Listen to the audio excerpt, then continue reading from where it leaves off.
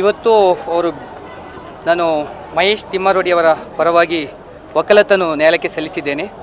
ಅದಕ್ಕಿಂತ ಪೂರ್ವದಲ್ಲಿ ಅವರ ಮನೆಯಿಂದ ಅವರ ಗಾಡಿಯಲ್ಲೇ ಬಂದಿದ್ದಾರೆ. ಆ ನಂತರ ಅವರ ಸ್ಟೇಟ್ಮೆಂಟ್ ಕೂಡ ತನಿಖಾಧಿಕಾರಿಯವರು ತಗೊಂಡಿದ್ದಾರೆ.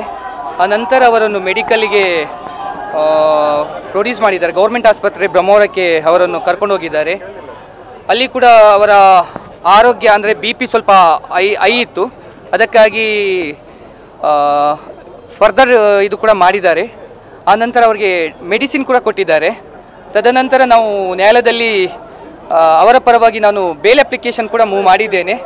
ಆ ನಂತರ ಸುಪ್ರೀಂ ಕೋರ್ಟಿನ ಮತ್ತು ಹೈಕೋರ್ಟಿನ ತೀರ್ಪನ್ನು ಕೂಡ ನಾನು ಉಲ್ಲೇಖಿಸಿದ್ದೇನೆ.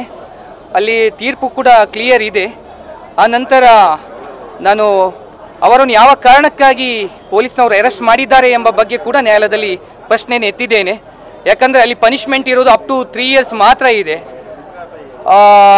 ಹರೀಶ್ ಕುಮಾರ್ ಸ್ಟೇಟ್ ಜಡ್ಜ್ಮೆಂಟಲ್ಲಿ ಕೂಡ ಸುಪ್ರೀಂ ಕೋರ್ಟ್ ಕ್ಲಿಯರ್ ಆಗಿ ಹೇಳಿದೆ, ಅಪ್ ಟು 7 yearsವರೆಗೆ ಇದೆ ಮಾತ್ರ ಅವರನ್ನು ಇದು ಮಾಡಬೇಕು, ಬಂಧಿಸಬೇಕು, ಅದರ್ವೈಸ್ ಬಂಧಿಸಬಾರ್ದು ಅಂತ ಹೇಳಿದ್ದೆ.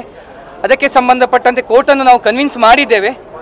ಆ ನಂತರ ಅಭಿಯೋಜನೆ ಇಲಾಖೆಯ ಪರವಾಗಿ ವಾದ ಮಂಡಿಸಿದ್ದಾರೆ. ಆ ನಂತರ ನಾವು ನ್ಯಾಯಾಲಯ 23ನೇ ತಾರೀಕಿನವರೆಗೆ ಅವರನ್ನು ನ್ಯಾಯಾಂಗ ಬಂಧನಕ್ಕೆ ಕೊಟ್ಟಿದೆ. ಅನಂತರ ಅಭಿಯೋಜನೆಯವರು ಕೂಡ 23ನೇ ತಾರೀಕಿಗೆ ನಾವು ಬೆಳಿಗ್ಗೆ ಆಕ್ಷೇಪಣೆಯನ್ನು ಸಲ್ಲಿಸ್ತೇನೆ ಅಂತ ಹೇಳಿದ್ದಾರೆ.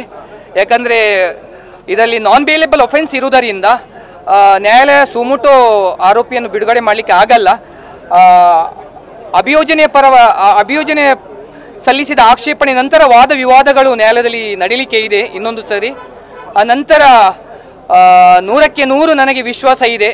ಅವರು ಸರ್ ಆರ್ಗ್ಯುಮೆಂಟ್ ಬೇಲ್ ಅಪ್ಲಿಕೇಶನ್ ನಾವು ಮೂವ್ ಮಾಡಿದ್ದೇವೆ.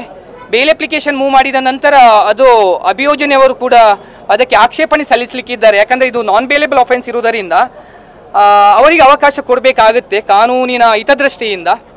ಆನಂತರ ನಾನು ನ್ಯಾಯಾಲಯವನ್ನು ಮನವಿ ಮಾಡಿಕೊಂಡಿದ್ದೇನೆ. ಯಾಕಂದರೆ ಇದು ಎಲ್ಲಿ ಕೂಡ ಇದು BL ಸಂತೋಷ್ ಅವರ ವಿರುದ್ಧವಾದಂಥ ಹೇಳಿಕೆ, ಅದರಿಂದ BL ಸಂತೋಷ್ ಅವರು ಎಲ್ಲಿ ಕೂಡ ಆರೋಪಿಯ ವಿರುದ್ಧ ಎಲ್ಲಿ ಕೂಡ ಪ್ರಕರಣ ದಾಖಲು ಮಾಡಲಿಲ್ಲ.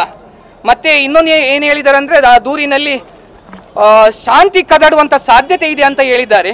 ಆದರೆ 16ನೇ ತಾರೀಕಿಗೆ ಆ ವಿಡಿಯೋ ವೈರಲ್ ಆಗಿದೆ.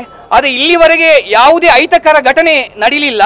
ಅದರಿಂದ ನ್ಯಾಯಾಲಯ ಬೇಲ್ ಕೊಡಬೇಕು, ಮತ್ತೆ ಆರೋಪಿಯನ್ನು ಬಂಧನ ಮಾಡಿದಂಥ ಕಾರಣ ಕೂಡ ಸರಿ ಇಲ್ಲ ಅಂತ ನಾನು ಕೋರ್ಟಿಗೆ ಮನವರಿಕೆ ಮಾಡಿದ್ದೇನೆ.